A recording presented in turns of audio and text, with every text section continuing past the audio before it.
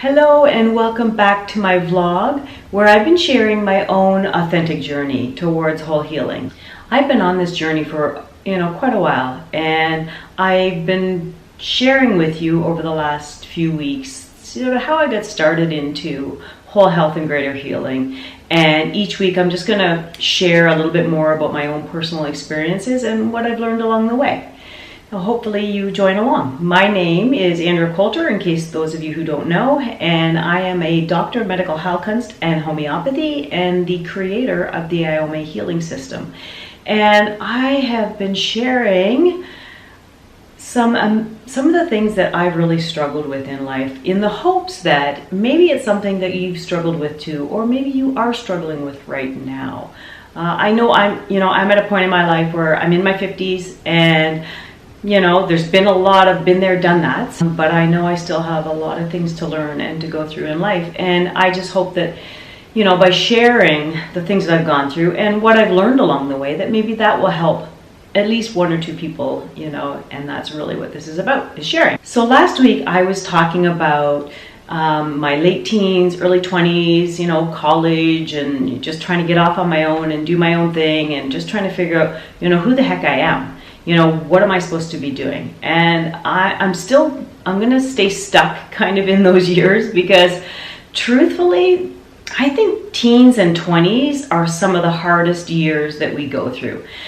Again, maybe just my personal experience, but I know, talking with my daughter who's just hit her 20s, she and I both have the same perspective that, I went to school with a lot of kids, and we talked about this recently, where they were saying, oh, I loved high school, where you watch those movies, those teen movies where high school rocks. And I'm like, yeah, high school sucked. Like, I did not enjoy high school at all. I just struggled intensely with, peer groups and, trying to fit in and to belong, and yet to find my own autonomy.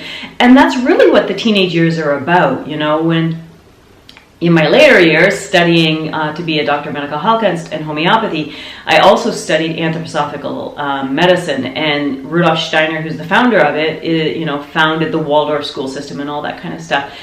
But he really has a whole body of work where he talks about our soul spiritual being, which is actually our thoughts and our emotions are our soul and spirit manifested physically. And so the teenage years from 13 until 19 are when you're developing what he called your astral body. And your astral body is that spiritual, emotional body. And aren't the teens truly the most emotional years you have?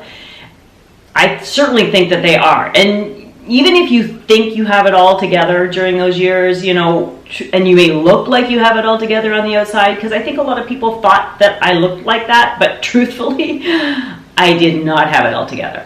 I struggled. And I mean, thankfully, I had an amazing mom who really supported me in all of my struggles and all of my questions, because she actually had those too, which maybe that's why I am the way I am.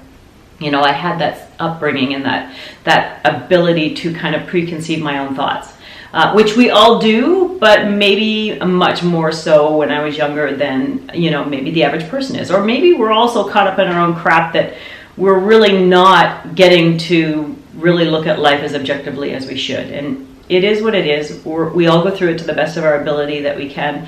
And we all have our own journey. And I truly believe that. I believe that even though we're all in this together, we have our own unique journey, our own inherent predispositions and struggles, as well as our own karmic, soul spiritual life lessons and struggles. And, if you believe in that and you agree with me, then certainly follow along, and, hopefully you subscribe and do so. When I was in my late teens into my early 20s, which, as Steiner says, at 21, we become our own authentic being, That's when our true ontic organization, or as, Freud and Jung called it, our ego structure develops.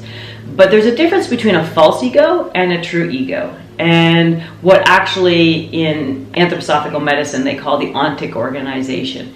And that's that authentic being, and that's what this whole journey is about. That's why we're all actually truthfully here, is to find who we really are and what we're really supposed to be doing and how we're supposed to not only find our own journey and evolve ourselves in a greater, better, healthy way to then, once we do that, be able to reach back out. And so that's where I'm at in my journey. What I found in my late teens and early 20s is that I really started to recognize that diet and nutrition just weren't cutting it anymore. I had made major changes, which you'll see if you go back and watch my other ones, or if you've been following along, thank you. And you'll know that at this point in my life, I kind of had diet and nutrition down pat. I was living very, very paleo at this point. It worked for me, and as long as I didn't go off the wagon too far, I stayed fairly healthy physically. What was interesting is no matter how healthy I felt physically at that point in my life, I couldn't get happy. I couldn't get happy. And it didn't matter what I tried or did, I just felt like, what is the point in all of this? You reach those 20s and you've been through school now and you're getting a job and you're supposed to be an adult and you're supposed to make a living and maybe find a partner, get married, have kids, pay your bills. I thought, God, there's got to be more to life than this. And there definitely is more to life than that. But at the time, I didn't know that. So what I started doing was reading a lot of self-help books. There is a shop in London called Mandela Bookstore, and it's still there today. And I love Sue. She is amazing, the owner of the store. And that store, it's one of those places, where you go, you're searching for things and you're looking for answers. You come across something that just resonates and connects. And you go, oh yeah, this is it. This feels right. Well, that was that place for me. When I used to go into Mandela and I'd be like going through all the books. I love physical books still.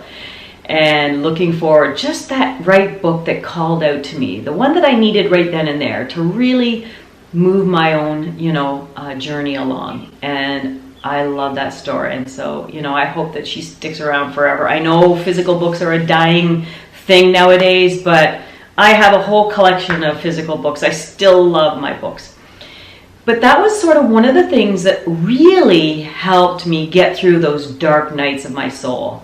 And that's actually a great book to read. If you're struggling with trying to know who you are and where you're going and what you're doing, I highly suggest, going on Amazon.ca or going to Mandela in London or finding those neat little bookshops wherever you happen to be in the world that, back then it was the whole New Age movement. But something that speaks to your soul. Find words of wisdom. There's lots of it out there. I mean, the internet now is crazy. And certainly I didn't have the internet, back then. If you can go out and look for whatever you connect with, whatever resonates with you right now is what you need to hear. Just trust that. Believe in that. And know that there are incredible guides out there who want to help you to find your journey, to find your better path, to help lift you up and get you beyond this moment if you're really truly stuck with figuring out who you are. Reach out and ask for help. That was one of the biggest things that I had to learn, is to ask for help. And so hopefully this week that gives you a little bit of a feedback that, again, late teens and 20s are completely a suck-ass time in life, at least for me, and I know lots of others that struggled through those, between just not fitting in and not knowing who you are and trying to figure out who you are and having to stand on your own 2 feet and having bills, and all of that becomes really overwhelming if you're not supported in just the right way. And if you're not supported through family and friends, then find a support system. Reach out and look for those, because there's lots of them out there they're all here to love and support you unconditionally. And I think there's more and more of that happening nowadays, which is amazing. So the internet is an amazing thing. So certainly do some research. And hopefully this week's blog gives you some insight, again, into my own journey. I'm sure if you're in your late teens and 20s and you're struggling with your shit, hang in there, because you know what? It does get better. It does. As much as I'm poo-pooing all that time, I got through it. I did. Definitely struggled with, depression, and it was all a lot of emotional stuff back then. But at the time, I wasn't aware that it was emotional.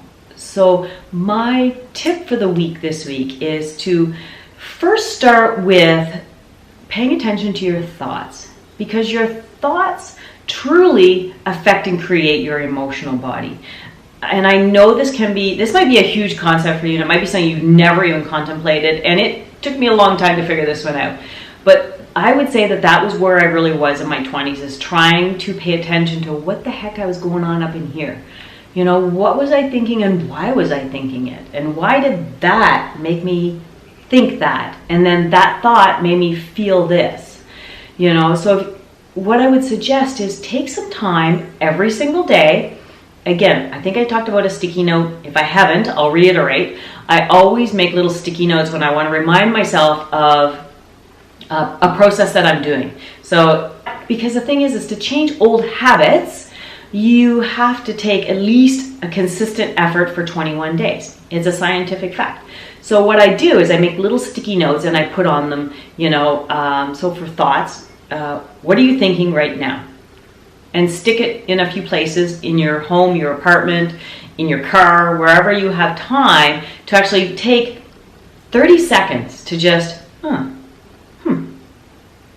what have I been thinking about? Because I will bet this, probably 99 times out of 100, you are thinking, what have I been doing? What was I doing? What should I have been doing? Where am I going? What do I got to do? We're always all over the map, but we're never just right here. So those moments where you see your little sticky note and you remind yourself, what am I thinking about?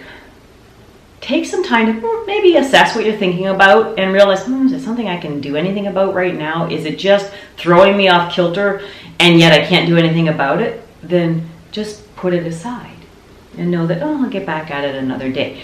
And bring yourself back down into the moment. Bring yourself into right here and now. Where are you right here and now? Calm your mind. Try to I have a great exercise. If you want, reach out to me and I can send it to you in a PDF. And it's all about thought control. And it took me a long time to get there, but I can actually completely blank out my brain of all thoughts for a fairly extended period of time. It is the most amazing thing to do, but it sounds simple, but it's not so simple. But I have an exercise that you can do, and it just takes time working at it all the time. So this little sticky note idea is the same kind of concept to get you started. Is to, first of all, you have to be conscious of what you're thinking about. You have to give it attention. You have to stop yourself in the moment and think, what the heck am I thinking? And why am I thinking that? And what do I want to change that thought to? Because if it's a destructive or negative thought, or it's a thought that is a what if, what should have been, what could I do, maybe if, what, so, whatever. If it's something you can't do anything about, yet you're letting it wind you up, stop. And put a more focused, more positive thought into your brain at that moment, and then move forward from that moment. Yep, you're going to kind of go off on a tangent again, probably 5-10 minutes later. But the more often you can bring yourself back in, the longer that place of being right here will stay with you. So that's my suggestion for this week, based on looking back at my own crazy journey that I've been on. I hope you've enjoyed the tip this week. Let me know what you think. Have you had time to actually stop and think about your thoughts? You know, what struggles did you go through in your teens and your 20s? Did you love them? Did you hate them? I'd like to know. So please share with me here, or go to my Facebook page, jump on Instagram. I'm all over social media. You just have to look for Andrea Coulter or Holistic Healthcare, which I will put a tag in right here for you to remember how to spell it, because everybody forgets the W, but that's okay. And so hopefully I will see you back here next week, and we will continue on into my later 20s. And actually, I'm probably going to talk a little bit more about where our diet and nutrition truly fails us. So hopefully you stick around. You know, ring that little bell. I just learned about this. So I don't know. Do you guys know about this on YouTube? If you subscribe and you ding the little bell, that it actually will send you a quick notice every time my new video comes out. So just something to think about. I've started doing that with some of my favorite people that I watch on YouTube, and so hopefully you do that for me too. Anyway, I hope you enjoyed. Thank you again for being here. Hope you have a fabulous day, and I will see you again here next week. Bye.